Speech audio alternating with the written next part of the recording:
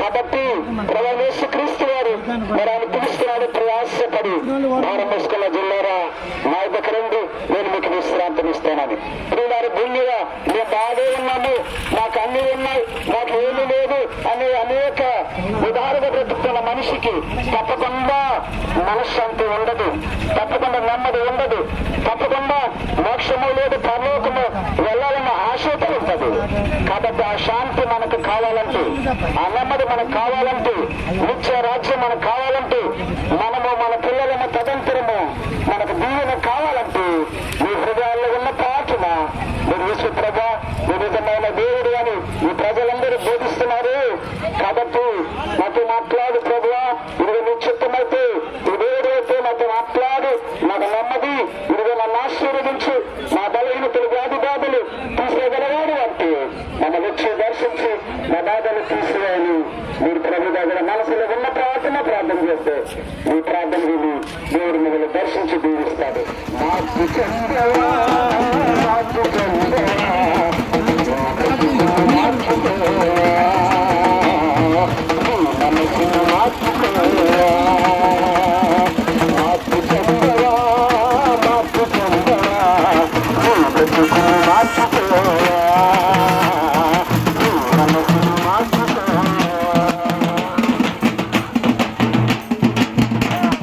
నశించిపోతున్న వారిని వెతికి రక్షించడానికి యేసుక్రీస్తు ప్రభువారి లోకానికి అరుదించబడ్డారు.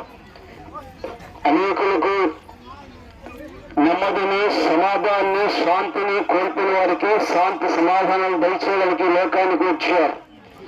లోకములో అనారోగ్యాలతో, బలహీనతలతో చుట్టుముట్టాడుతూ ఎక్కడ మాకు శాంతి ఉంటుందా, ఎక్కడ మాకు నెమ్మది ఉంటుందా, ఎక్కడ మాకు సమాధానం ఉంటుందా అని తిరుగులాడుతూ వస్తున్నారు.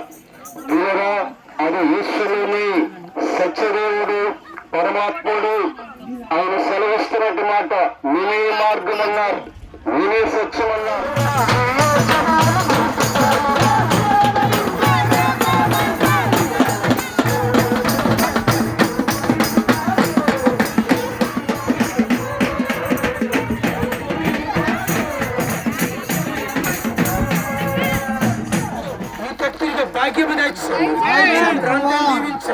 మా ప్రాంతంలో ఒక రెవెన్యూ దయచేసి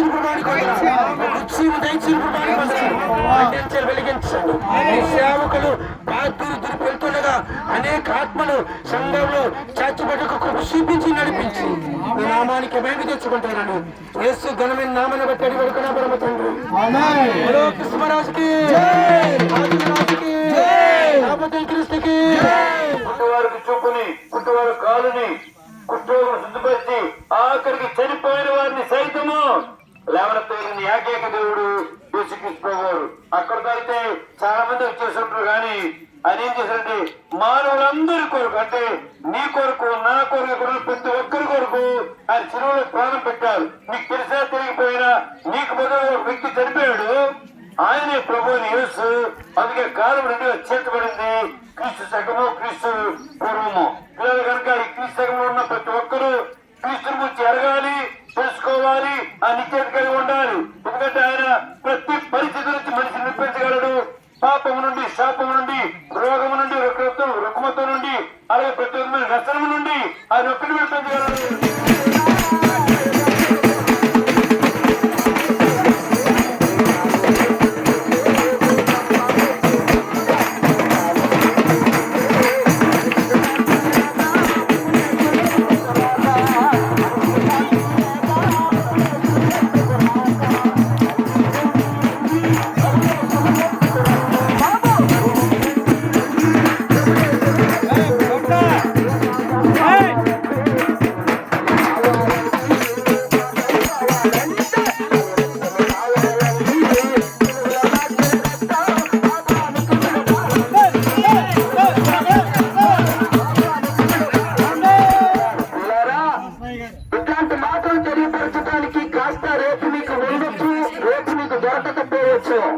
ఇదే ఒకవేళ నీకు చివరి దినం అయితే రోడ్డు నీకు సాక్ష్యం ఇస్తాది, ఆటోలు నీకు సాక్ష్యం ఇస్తాయి.